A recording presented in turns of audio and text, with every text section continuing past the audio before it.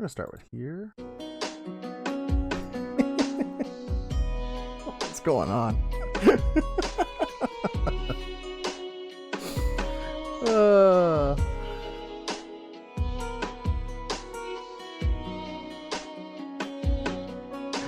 Oh man. I gotta move my face, I think. I'm done typing.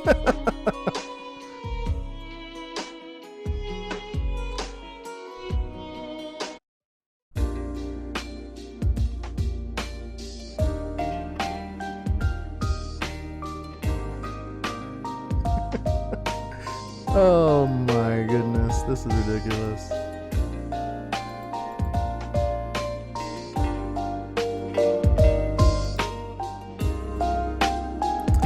Alright. Let's see, can I...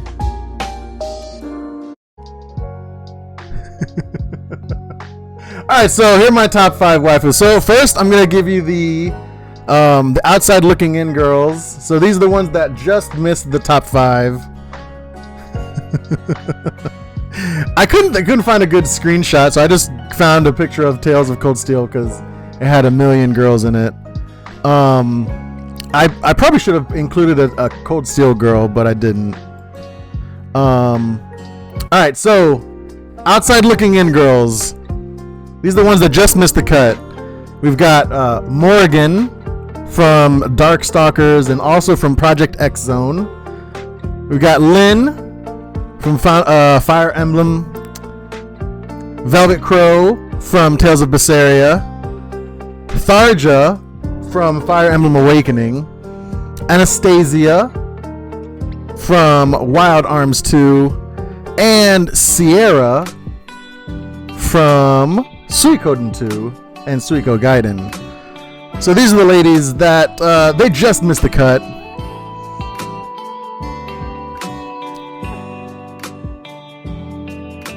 Nobek did get an honorable mention. Yep, he had mentioned Velvet. She is wearing not a lot of clothes, but her character's fun. A vindictive character, not really a hero. I was gonna say Felicia. There's something about being possessed by a succubus.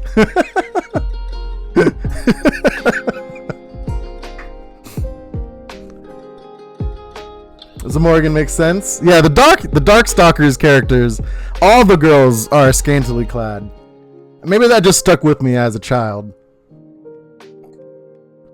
But yeah, you can play as Morgan in Project X Zone and Cross Edge, I think that's the other one she's in. But yeah, Lynn's a cool character. She's just very, very strong in Fire Emblem. Tharja, whenever you meet Tharja, she's very odd. I mean, that's why I picked Jean. Jean didn't make the list. Yeah, my Suikoden girls were more they'd rather take over your whole life and make you a slave kind of thing. I know nothing about Suikoden. This is a vampire from Suikoden. She is the Coven mistress. Yeah, I think that's her name is. And she's basically the romantic interest for Nash. And then, Anastasia Valeria is the Sword Majestic. I think I'd mentioned that I really liked her character. She doesn't really get a lot of screen time, but like she's just kind of like a farm girl that gets the super powerful, like world-shattering sword. Me either. I played a decent chunk of one of them and it was okay, but I got bored and didn't finish. Aw. But yeah, so these are the girls. Also, like you can't really tell. I was looking at some screenshots for these ladies. Tharja's outfit in Fire Emblem is you can't really tell from like her like face portrait. She wears some scantily clad outfits, let me tell you. And there's even a figurine with for her as well. It's ridiculously expensive. There's actually a figurine for a couple of these ladies. Lynn, I'm pretty sure Morgan has one. I don't think they've done one for Sierra, and if they have one for Velvet, I'm not sure. Yeah, she's got it on display. And then if they ever had a Anastasia figure, I'd probably buy it.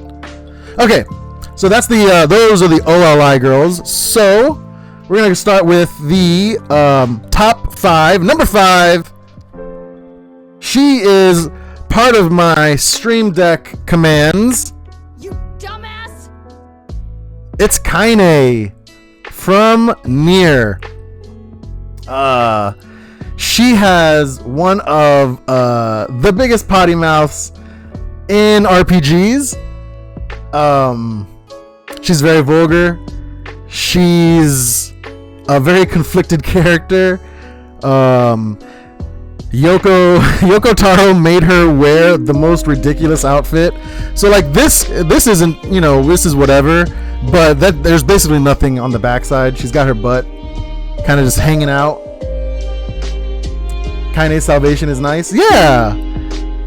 And yeah, she is a troubled individual, but you know, she grows as she journeys with the protagonist, and you kind of, you know, you learn about her tragic backstory, about her grandmother and the people that, you know, bullied her as a kid because she was different. And I mean, she's a very strong character. I really enjoyed watching her. It's like they forgot to draw the second half of her outfit. Yeah, right? So yeah, if you ever play the game and you know, Kaine's walking around, you're gonna get a lot of butt cheeks in your face. But it's weird. She's dressed like this, but she's a pretty deep character. So don't let the outfit fool you.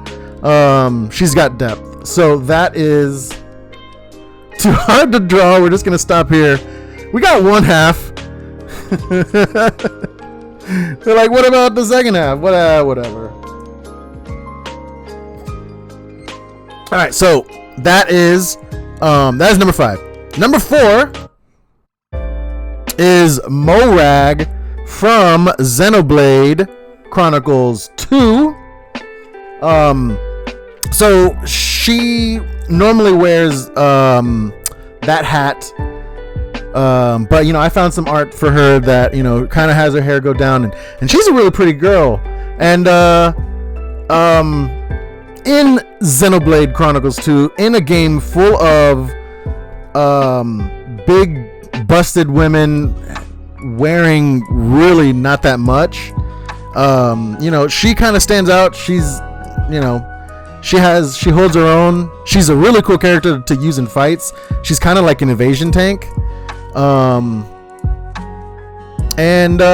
I mean, I just enjoyed the stark contrast between like Pyra and Mithra and how they're dressed, and then how Morag is dressed. And you know, her character's funny. She interacts with some of the characters pretty well, like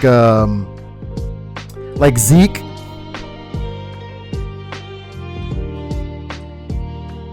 I find the dichotomy so fascinating. You seem to have 100% covered or 1% covered. Yeah, right? It's an interesting list. But yeah, so she's a strong-willed character.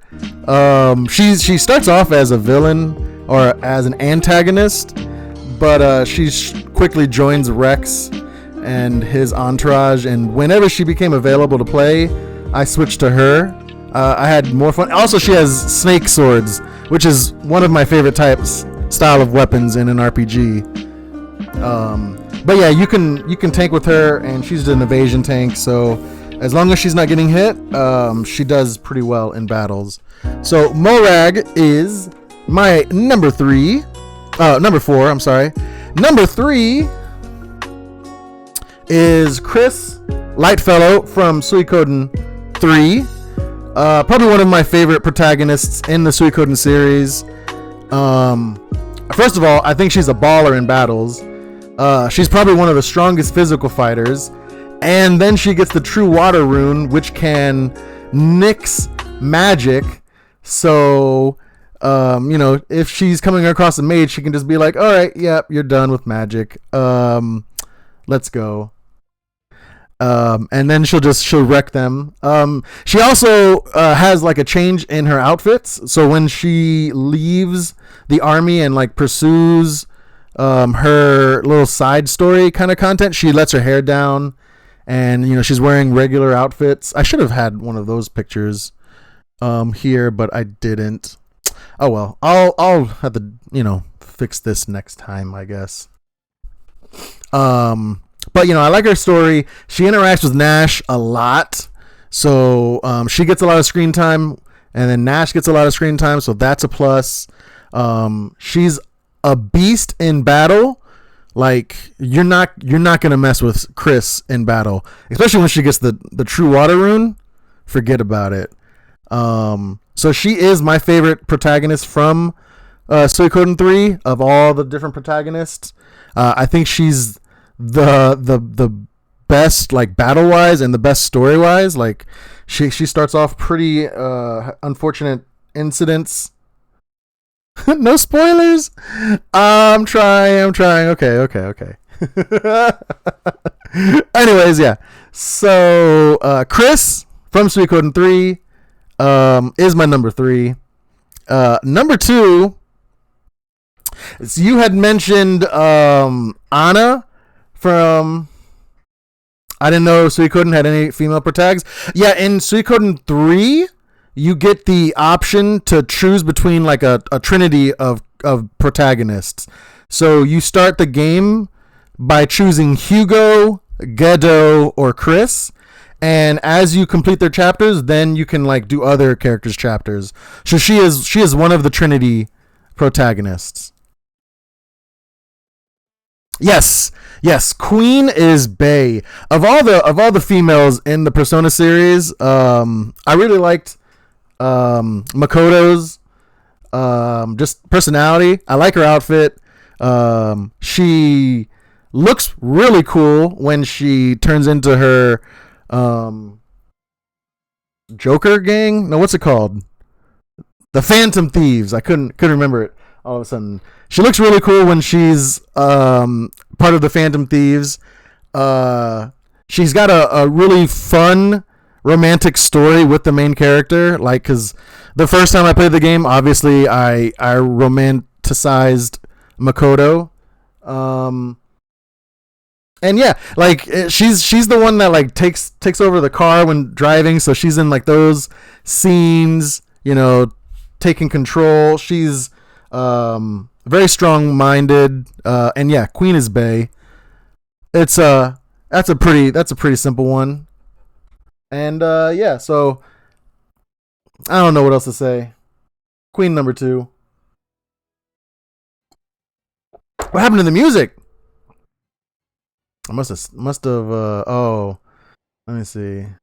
I think I finished the rest of this. Let's try no.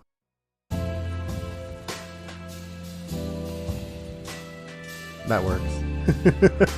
All right, and number 1, you guys guessed it, so I will take a shot. It's Tifa. It's always gonna be Tifa. I freaking love this picture. Basic.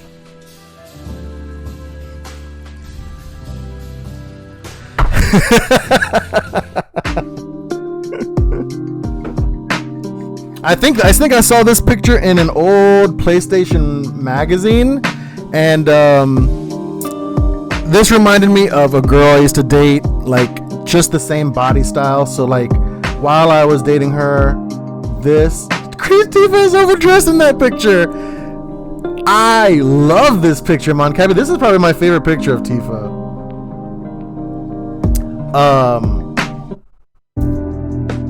But yeah, so it's nostalgia with Tifa, because it just reminds me of my younger days, my adolescence, when I first fell in love, kind of thing. So Cheers, you guys got one of my top 5 waifus right. You guys got a couple of the OLIs, so that's cool. I was never that into Tifa. Hey, man. Same, too skinny.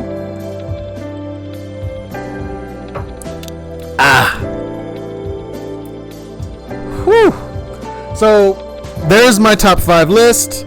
It's Tifa, Queen, Chris Lightfellow, Morak, and Kaine.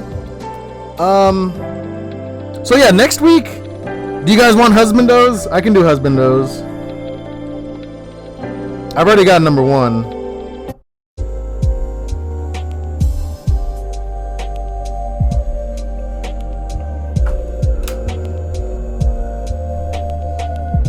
Yes. I can do a husbando list. Himbos all the way down, I bet. I guess we're gonna wait and see. But anyways, guys, yeah, that's my top 5. Hope you guys enjoyed all the waifus. They weren't too bodaciously or scantily clad. I guess Velvet or Kaine or actually even Throne would be the most scantily clad of them. But she's always just too one-dimensional. I like how she doesn't really tell Cloud what's up. Like she's like, you weren't part of Soldier. Himbo list.